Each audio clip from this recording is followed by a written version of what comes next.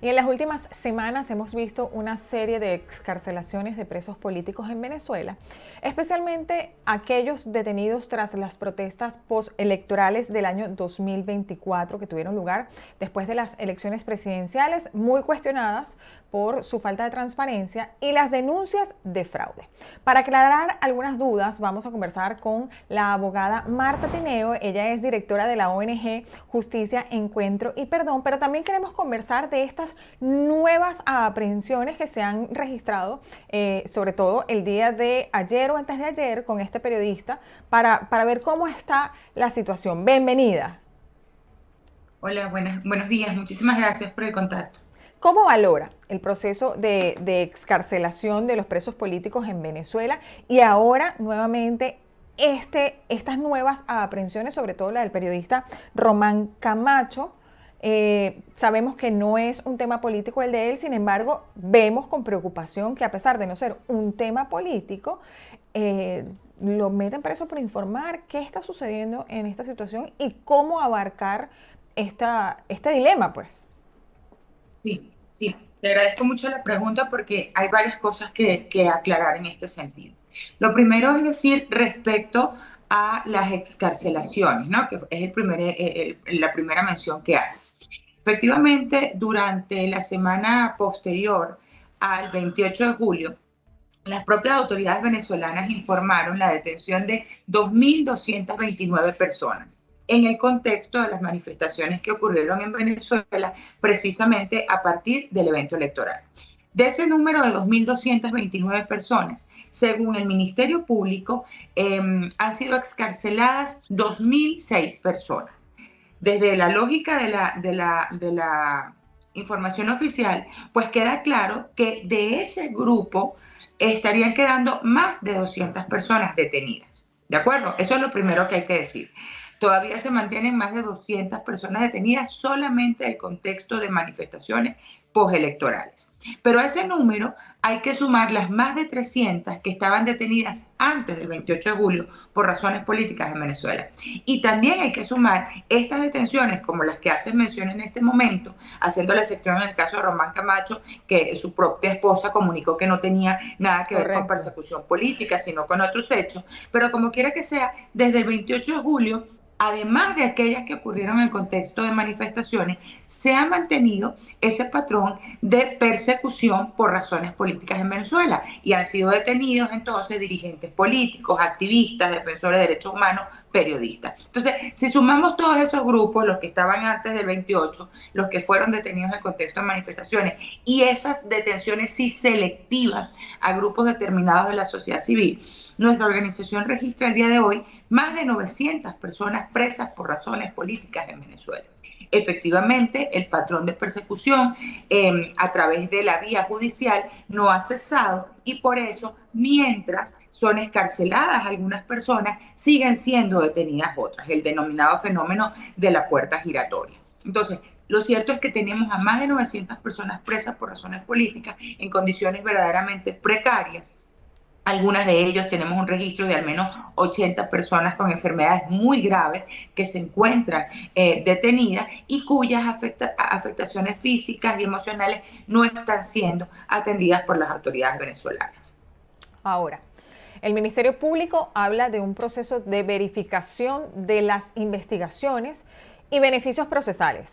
¿Qué significa esto realmente en la práctica? Porque queremos saber qué criterios ellos pueden estar utilizando para determinar quién va a ser liberado, quién no va a ser liberado, quién va a ser atendido en cuanto a temas de salud y en este caso, quién va a ser aprehendido, porque, o sea, es una ruleta rusa, digamos.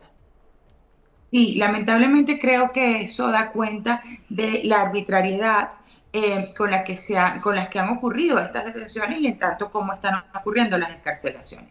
Yo he insistido durante todos estos años que hemos estado enfrentando, digamos, este patrón de persecución y de instrumentalización del sistema de justicia para perseguir a disidentes reales o percibidos, que precisamente la detención es una decisión política y la excarcelación también lo es. Es decir, como tú lo dices, hay acá o evidenciamos una absoluta arbitrariedad porque no logramos identificar criterios. Es decir, no pudiéramos decir, mira, es que están siendo escarceladas las personas que tienen enfermedades graves, porque como te decía, siguen estando en prisión personas en muy delicado estado de salud.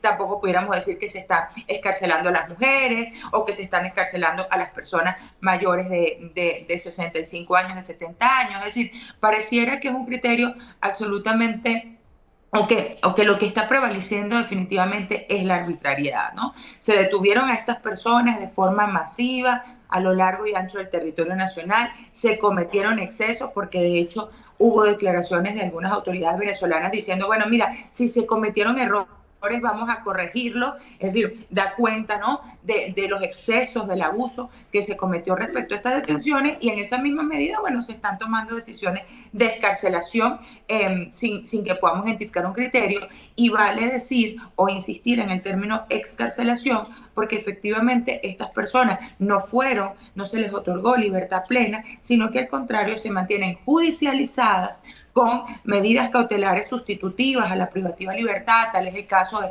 régimen de presentación, prohibición de dar declaraciones públicas respecto a su caso y enfrentando unos procesos judiciales con la absoluta o ante la absoluta indefensión, porque recordemos que a estas personas se les ha negado designar abogados de confianza que ejerzan su defensa judicial. Entonces, siguen enfrentando esos procesos Claro. judiciales sin una defensa debida.